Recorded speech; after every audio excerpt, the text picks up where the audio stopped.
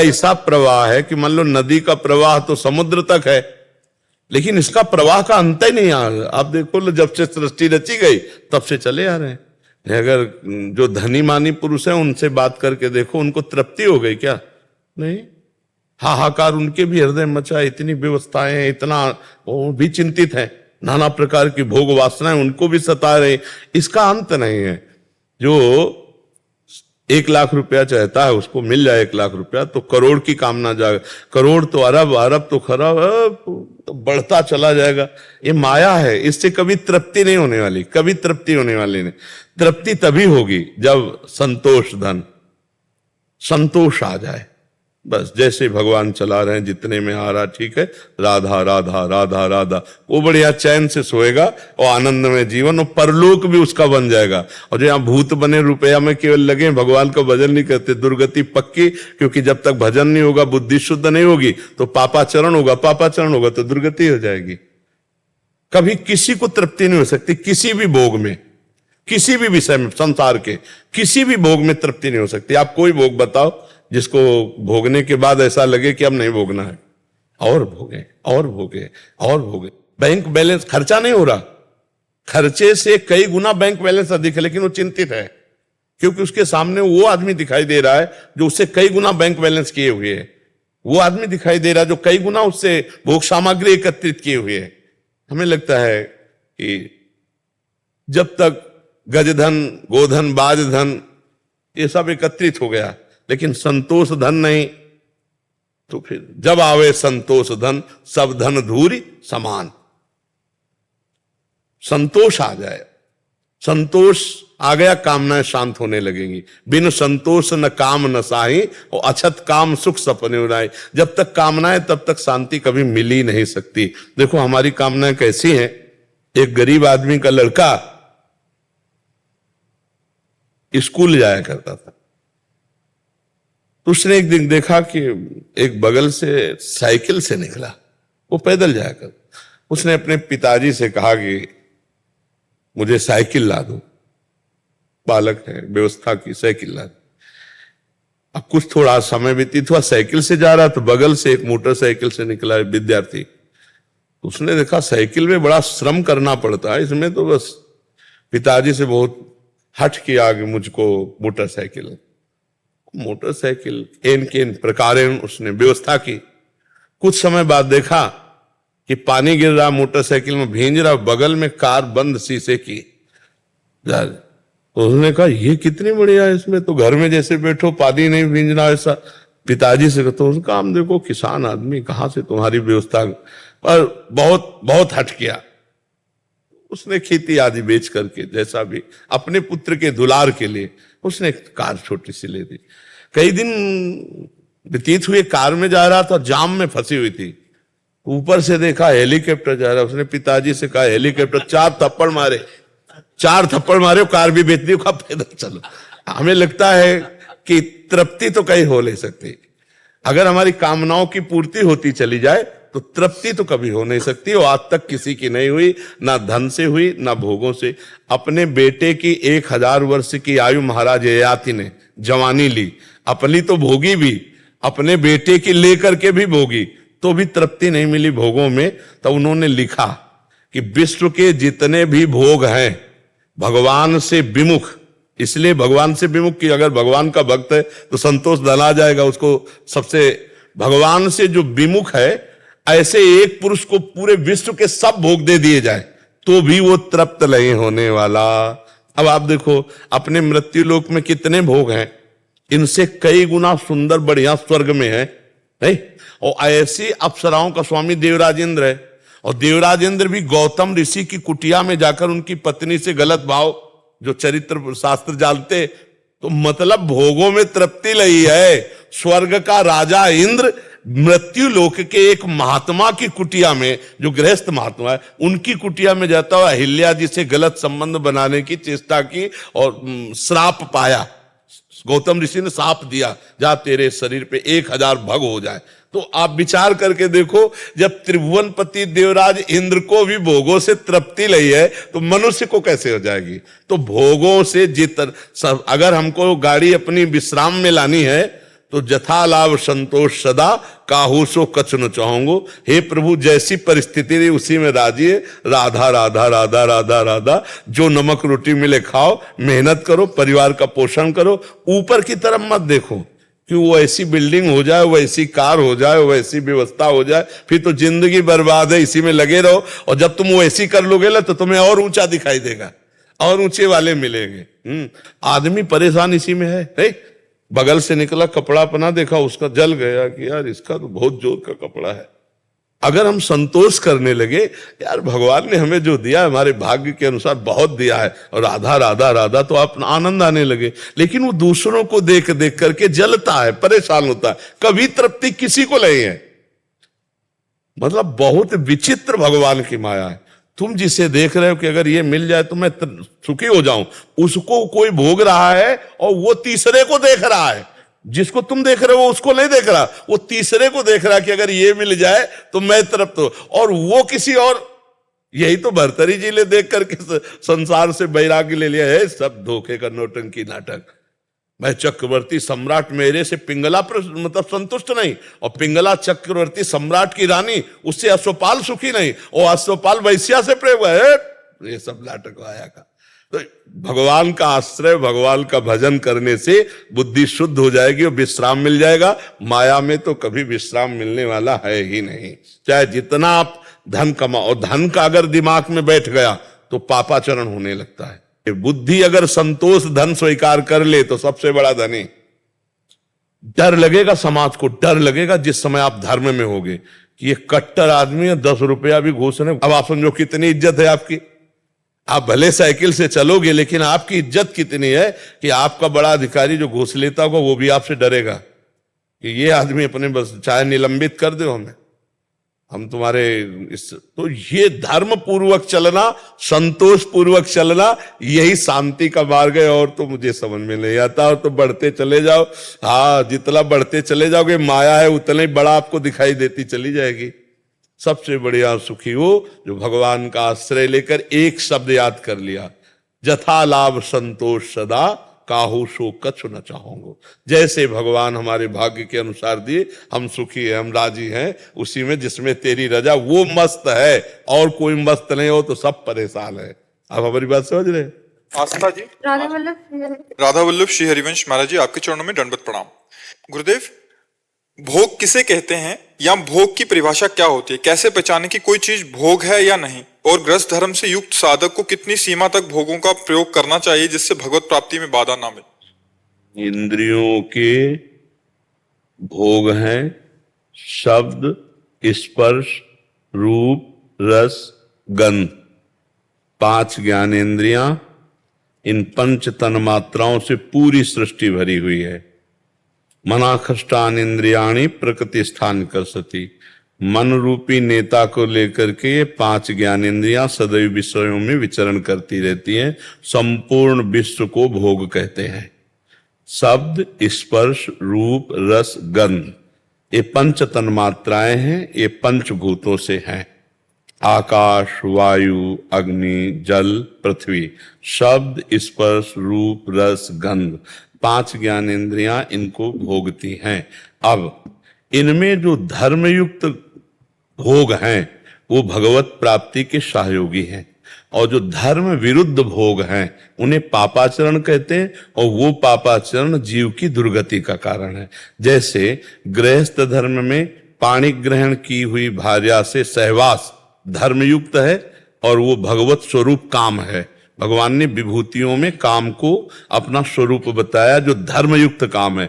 वही परिस्त्री गमन नरक का हेतु हो जाएगा, वही परपति रमण नरक का हेतु हो जाएगा। पति वंचक परपति रति करई, रौरव नरक कल्प सत परई। और अपने पति से रमण करने वो धर्म हो गया, लेकिन परपुरुष से रमण करने पर वही घोर नरक का हेतु बन गया।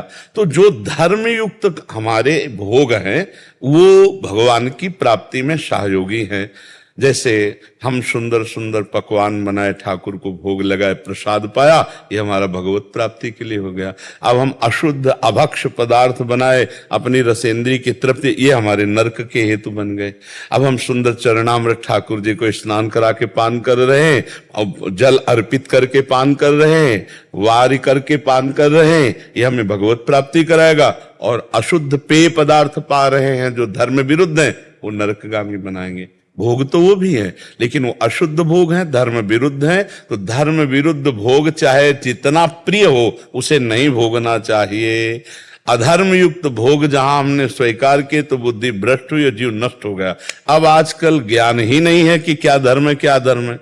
जो लिव इन रिलेशन में रह रहे हैं उनको धर्म का ज्ञान होगा, जो बॉयफ्रेंड गर्लफ्रेंड ब्रेकअप फिर बॉयफ्रेंड गर्ल, ये धर्म का ज्ञान होगा। व्यभिचार प्रवृत्तियां बढ़ रही, जो व्यसन कर रहे हैं, जो नाना प्रकार के छल कपट कर रहे हैं, ये सब अधर्म युक्त विषयों का सेवन करके दुर्गति को प्राप्त होते हैं। आप समझ पा रहे हो। और गृहस्था धर्म में क्या मर्यादा है, हमें लगता है कि भगवान सबके हृदय में बैठ करके शिक्षा देते हैं, ज्यादा जानने की जरूरत नहीं है। अपने को पता है क्या, कोई स्त्री जो भी धर्म से चल, क्या उसको ये पता नहीं कि मेरा धर्म क्या है? क्या पुरुष को पता नहीं कि मैं अधर्म कर रहा हूं? क्योंकि जो ही पापाचरण करने चलोगे तो विश्व वहां भावन भगवान जो तुम्हारे हृदय में, वो संकेत कर देंगे तुम गलत हो, गलत कर रहे हो। होता है संकेत कि नहीं होता? गलत करने पर सबको संकेत मिलता है अंदर से कि नहीं मिलता? अच्छा करने पर संकेत मिलेगा, अच्छा है, धर्मयुक्त है। गलत करने पर वो बहुत धीमी स्वर में होता है। कोई भक्त ही अंतर्मुखी पहचान सकता है, नहीं तो उसकी बात कोई अंदर जो परमात्मा गुरु बैठा है उसकी बात न मानकर मनमानी पापाचरण किए जाते हैं। इतना तो पता ही है कि धर्म किसे कहते हैं अंदर से, और अधर्म किसे कहते हैं।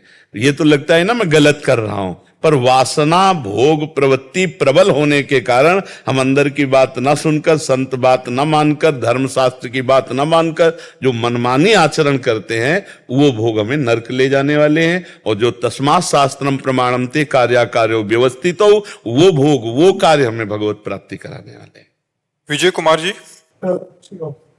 राधे राधे। गुरु जी मेरा आपसे ये प्रश्न है कि मेरा मन तो गलत विचारों में घूमता है, पर जब मैं आपका सत्संग सुनता हूँ तब मुझे लगता है कि अब दुनिया में कुछ शेष बाकी नहीं है, बस भजन करना है। जो मेरा भाव आपके सत्संग सुनकर आता है वही भाव हमेशा रखना चाहता हूँ। गुरु जी ये हमेशा कैसे बना रहे बाद में कुछ समय? अभी हमेशा तो नहीं रहेगा। जो रहे सदा ज्ञान एक रस, तो ईश्वर जीवें भेद कहो कस। एक स्थिति तो अभी नहीं रहेगी, एक स्थिति तो सिद्ध पुरुषों की होती है। अभी आप साधक हो तो कभी सत्संग सुनो, नाम जप करो, कभी राष्ट्र सेवा में, तो जो समय राष्ट्र सेवा में जाए उसे भी भगवान को अर्पित करो। सुना है सत्संग में कि नहीं सुना? वो हाँ, वो क्योंकि आप राष्ट्र सैनिक हैं, आर्मी में हैं, तो हमें लगता है खान पान तो क्यों खान पीन सभी में एक साथ बनता है सभी का जी, तो उसमें प्याज लहसुन सब कुछ होता है, पर फिर मैं जितनी कोशिश करता हूँ बचने की, तो बच नहीं पाता हूँ, पर कोशिश बहुत ज्यादा कर रहा हूँ। हाँ, पर असंभव है, क्योंकि जब एक ही रसोई में अभक्ष्य पदार्थ भी बनता है। अच्छा, अब राष्ट्रीय सैनिक हो, अब कोई दूसरा उपाय है नहीं, तो राधा राधा नाम जप करते रहो, और जो जैसा भी सामने आवे भगवान से प्रार्थना करते रहो कि प्रभु मुझे सद्बुद्धि दो। और आप देख रहे हो ऐसी समस्या में है कि हम पवित्र सात्विक भोजन की चाह भी करें तो नहीं मिल सकता, क्योंकि समस्या है ना आपके सामने। एक तो राष्ट्र सेवा बहुत बड़ा कार्य है, बहुत बड़ी जिम्मेवारी है आपके कांधों पर, राष्ट्र सेवा का भार है आपके ऊपर। तो आप जैसा मिले राधा राधा राधा नाम जप करते हुए, पर जो भी समय है उसको समर्पित करो, हर समय हर कर्म को। तो इस कर्म समर्पण से आपकी बुद्धि बहुत जल्दी भगवान में लग जाएगी। जैसे काफी तो पवित्र है, क्योंकि सत्संग सुनने पर आपको लगता है भजन ही सार है, सत्संग अच्छा लगता है। नहीं तो अगर अपवित्र बुद्धि होती तो सत्संग अच्छा नहीं लगता। सत्संग अच्छा लगने लगा मतलब बुद्धि पवित्र होने लगी है। तो आप सावधानी पूर्वक कर्म समर्पण और नाम जप दो पर ध्यान दो, क्योंकि महाराज जी ये होता है कि हमारी 24 घंटे ऑपरेशन में चले जाते हैं। हाँ, तो हमको नाम जप में ऐसे हम जो काम कर रहे हैं उसको जैसे हम तन्मयता पूर्वक करना पड़ेगा। हाँ, तो कभी कभी नाम जप में इतना नहीं, अपने जान भी बचानी है, दूसरे दुश्मन को भी देखना। हाँ, बिल्कुल बिल्कुल बिल्कुल। कैसे क्या किया जाए? नहीं तो जिस समय हम तन्मय हैं तो हमको एक डर भी रहना चाहिए कि हम दूसरे की अगर सामने गोली चलाना है, अपने को बचाना भी है, तो हो सकता है हम ना बचें। अगर तो राधा राधा तो कहते रहेंगे तो हमें भगवत प्राप्ति हो जाएगी। ये भाव अंदर रखोगे ना तो नाम पर प्रीति ज्यादा होगी। अगर भयवश हम भगवान का सुमिरन करेंगे तो बहुत अधिक होगा। प्रीतिवश तो सुमिरन करना असंभव, क्योंकि अभी प्रीति आई नहीं है। तो दो ही बातों से भगवान की ज्यादा स्मृति आती है, या तो भय जो सभीत आवा सरनाई तो रखियो ताई प्राण की नाई, और या प्रीति से, प्रीति अभी जागृत नहीं हुई है तो हम भयवश कि किसी भी समय हम जैसे शत्रु पक्ष को गोली मारना चाहते हैं ऐसे वो पक्ष हमें मार सकता है, किसी भी समय शरीर छूट सकता है। अगर हम राधा राधा कहते शरीर छोड़ेंगे तो निश्चित हमको भगवत प्राप्ति होगी और आपको बल मिलेगा, मृत्यु से आप डरोगे नहीं। तो नाम को पकड़े रहो और सब बातें गौड़ हो जाती है। जब नाम चलने लगता है तो सब बातें गौड़ हो जाती है। आपको भयवश महत्व रखते हुए जीवन की सार्थकता के लिए नाम पर जरूर ध्यान देना चाहिए। बहुत सरल नाम राधा राधा राधा राधा, ये पराविद्या है। राधा नाम पराविद्या है। यहाँ भगवान की कृपा से राधा नाम जपने को मिलता है। स्वयं भगवान श्री हरि भी वृंदावन में राधा राधा नाम रटते हैं। तो आप नाम रटिएगा और सावधान होकर जो आप सेवा राष्ट्र की कर रहे हो, कभी इसमें मिस्टेक ना होने पावे, मतलब कभी अपने देश के प्रति गद्दारी ना होने पावे। पूर्ण प्राण समर्पित करके दृढ़ता, और उस कर्म को भगवान को समर्पित कर दो, उसी से भगवत प्राप्ति हो जाएगी। हमारी बात को समझना। भगवान युद्ध करने के लिए आदेश कर रहे हैं ना अर्जुन को, तो आप युद्ध में अगर हो, आप देश की सेवा में हो, हर समय मान लो आप बॉर्डर पे हो तो युद्ध ही पे हो, कहां से गोली आ जाए, कौन मार दे, कौन, कुछ पता नहीं है। आपको हर सुरक्षा व्यवस्था हमारे देश की करनी पड़ती है। कहां भेज दिए जाओ कोई पता है, किस समय कहां तैनात कर दे। तो नाम का स्मरण और राष्ट्र के प्रति समर्पण, और राष्ट्र के प्रति समर्पण किया हुआ वो कर्म भगवान को समर्पण, तो यही भगवत प्राप्ति के हेतु हो जाएगा। तुम्हें ज्यादा चिंता नहीं करनी है क्योंकि तुम राष्ट्र सेवा में हो। ठीक है। अनमोल जी दिल्ली से। राधा वल्लभ श्री हरिवंश। श्री हरिवंश महाराज जी। महाराज जी, जब से सृष्टि बनी है तब से हम जीव अपने कर्म के हिसाब से काल चक्र में घूमते हुए अलग अलग शरीर प्राप्त कर रहे हैं, और ऐसे हिसाब से हर युग में भी हम किसी ना किसी रूप में आए होंगे। महाराज जी, भगवान जी भी कितनी बार धरती पर आए होंगे, उस समय प्रभु भी होंगे, तो हमारा उद्धार क्यों नहीं हुआ? इसलिए नहीं हुआ कि हमने भगवान का आश्रय लेकर भगवान का चिंतन नहीं किया। और सब बातें तो पीछे की छोड़ो, अभी इसी समय भगवान हमारे हृदय में विराजमान है। सबके हृदय अछत अविकारी, पर सकल जीव जन जग दीन दुखारी, तहां वेद अस कारण राखा, भजन प्रभाव संत श्रुति वाखा। शास्त्र वेद पुराण सब संत जन कहते हैं कि सबके हृदय में निर्विकार परमात्मा विराजमान है, पर भजन किए बिना दुख से निवृत्ति नहीं हो सकती। जैसे दूध में घी विराजमान है, पर प्रक्रिया के बिना आप पूड़ी नहीं पका सकते कि दूध कढ़ाई में डाला पूड़ी ऐसे हमारी पक के आ गई, है उसी में घी, पर प्रक्रिया की जरूरत है। ऐसे ही परमात्मा आपके अंदर है, भजन क्रिया की जरूरत है। बिना भजन के परमात्मा के साथ होने पर भी भगवत प्राप्ति नहीं होगी। अर्जुन से भगवान क्या कह रहे हैं, जरा ध्यान देकर सुनो। सामने अर्जुन है, कह रहे अनन्य चेता सततम यो माम स्मरति नित्यशः तस्याहम सुलभा पार्थ नित्य युक्तस्य योगिना। हे अर्जुन, जो मेरा अनन्य चिंतन करता है मैं उसके लिए सुलभ हो जाता हूं।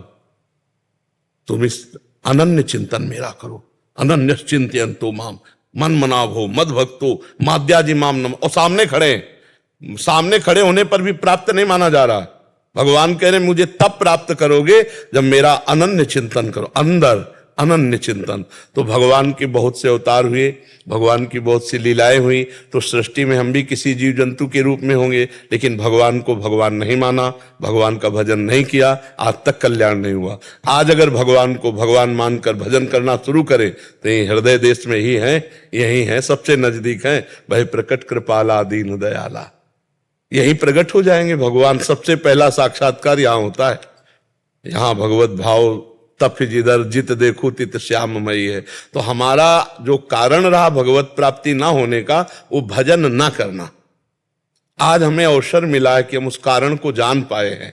बारी मथे घृत होए बरु सिकता ते बरु तेल, और बिनु हरि भजन न भवतरी या सिद्धांत अपेल। भगवान के समीप रहने पर भी हम भगवदानंद की प्राप्ति बिना भजन के नहीं कर सकते। देखो, चीचड़ उन्हीं थन के समीप ही रहता है गाय के दूध के, पर वो खून पीता है, दूध नहीं पीता। वही है, बिल्कुल दूध है, भरा हुआ दूध है, पर वो दूध नहीं पे, दूध तो बछड़ा निकालेगा। भगवान सच्चिदानंद यही है, पर हम माया रूपी क्लेश पी रहे हैं, आनंद कहां प्राप्त कर रहे हैं? देखो सब चिंता, शोक, भय, दुख, उद्विग्नता, कामना, अशांति, तृष्णा, क्या क्या बवाल हम भोग रहे हैं। और भगवदानंद यही, आनंद सिंधु मध्य तव वासा। देखो हमारी स्थिति का है। कबीरदास जी महाराज कह रहे, पानी में मीन पियासी, मुझे सुन सुनी आवे हासी, आनंद सिंधु मध्य तो वासा, ईश्वर अंश जीव अविनाशी, चेतन अमल सहज सुख राशि। सहज सुख राशि बिना कारण सुख स्वरूप, वो भटक रहा है भोगों में। तो ये अज्ञानता भजन से मिटेगी। भगवान का जितना हम चिंतन करेंगे, हम जितना भजन करेंगे, उतना ही हम माया मुक्त होंगे। इसमें किसी का आशीर्वाद नहीं काम करता, इसमें भजन काम करता है। हमारे ऊपर भगवान की अहेतुकी कृपा से मनुष्य शरीर मिला, भगवान की अहेतुकी कृपा से संत समागम मिला। अब मुझ भा भरोस हनुमंता, बिनु हरि कृपा मिले नहीं संता। अब अगर हम अब भजन न करेंगे तो भी कल्याण नहीं होगा। बड़े बड़े सिद्धों के पास रहने वालों ने जब उनकी आज्ञा नहीं पालन की, भजन नहीं किया, तो वो दुर्गति को प्राप्त हुए। बड़े बड़े सिद्धों को जहर दे दिया, उन्होंने प्रहार कर दिया लौकिक संपत्ति के लिए।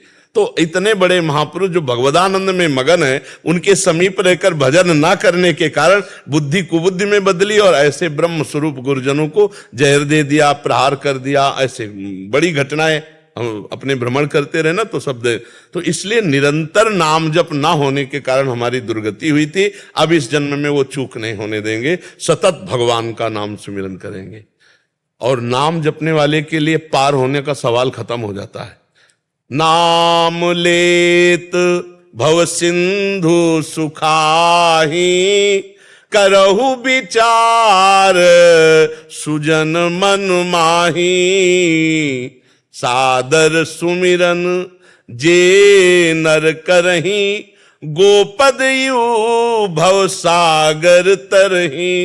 ये भव समुद्र, संसार समुद्र पार होने के लिए कैसा हो जाता है? जैसे गाय के बछड़े के खुर का जल पार करने में कितना लगता है, ऐसे जो निरंतर नाम जप करते रहते हैं उनके लिए संसार समुद्र सूख जाता है, या गाय के बछड़े के जैसा छोटा हो जाता है। उसे कोई पार करने में परिश्रम श्रम नहीं पड़ता। इसलिए हम खूब नाम जप करें। हमारी जो दुर्गति हुई जन्म जन्मांतरों से, उसका कारण भगवत विस्मरण हुआ। अब हम भगवत विस्मरण नहीं होने देंगे, अब रात दिन भजन करेंगे। यही सत्संग का लाभ है। बड़े भाग पाइब सत्संगा, तो बिना ही प्रयास होई भव भंगा। इस संसार समुद्र का नाश हो जाएगा जिस समय तुम्हारे अंदर ज्ञान प्रकाशित होगा। ऐसे जैसे स्वप्न में हम दुख देख रहे थे, लेकिन हमें किसी ने जगा दिया, तो अब देखा कि वो दुख ही नहीं है। तो ये जो हम दुख भोग रहे हैं जन्म मरण का, ये अज्ञान में। जिस समय ज्ञान प्रकट हो जाएगा, तो जे ही जाने जग जाए हेराई, जागे जथा स्वपन भ्रम जाई। जे भी ज्ञान हो, मैं जन्म जन्मांतरों से शरीर और शरीर आसक्ति में, भोगों में भटक रहा था, अब वो जग गया। जगा हुआ पुरुष कौन? जो निरंतर भजन में है और भोग विलासिता का त्याग कर चुका है, अधर्म युक्त भोगों का त्याग कर दिया है। तो अब ये जन्म जगा हुआ होना चाहिए।